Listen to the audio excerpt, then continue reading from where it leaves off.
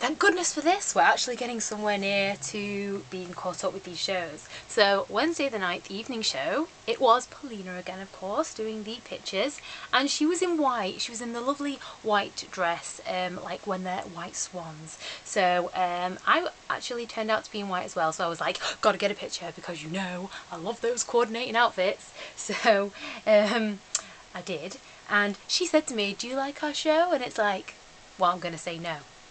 I just come all the time because I can't be bothered doing anything else because I'm like that bored, because I'm just for the sake of it. Of course I love your show, of course I do.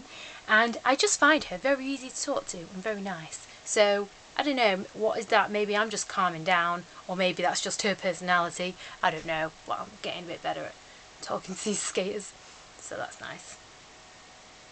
Yes, moving on to the show, I have one little moan to say about in the nightmare scene, right? Well, it's not even the nightmare scene, it's when the guys are black swans.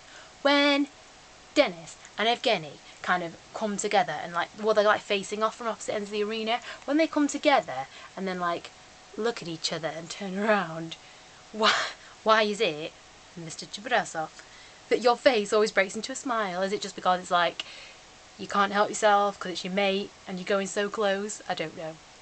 Well, I'm sure you're supposed to be serious black swans at that point, so be a serious swan, okay? But I do find it funny.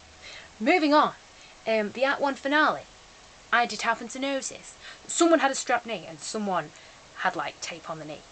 Now you can say, why were you looking at Dennis Cheprasov's knee? I wasn't. It's just a bit obvious when the tape is bright blue, okay? So that got me worried, but he was still in the rest of the show, so that's all that matters. No, it's not all that matters. I wouldn't like him to be injured, but it's nice when they can still carry on, if they can carry on. Now, talking of carrying on, I'm sure this was the first show I saw in which one skater did the first half and not the second half, because I'm sure I saw James Horrocks in the first half. And yet it comes to the nice, when he does his nice bit in white, the nice solo. And to be honest, I actually didn't really notice. I'm actually telling the truth now. Mr.Aggiano skates in, and my thoughts were literally just, oh, this is nice. I'm sure he doesn't usually do this bit, but oh, this is nice.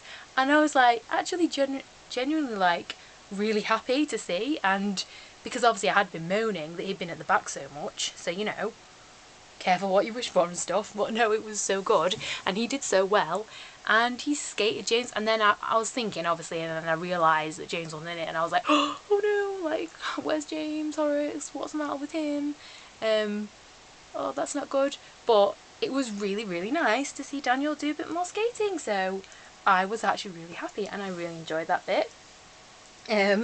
Even though coming home I'm like, what's happened to the baby? Not the baby, the young prince. What's happened to him?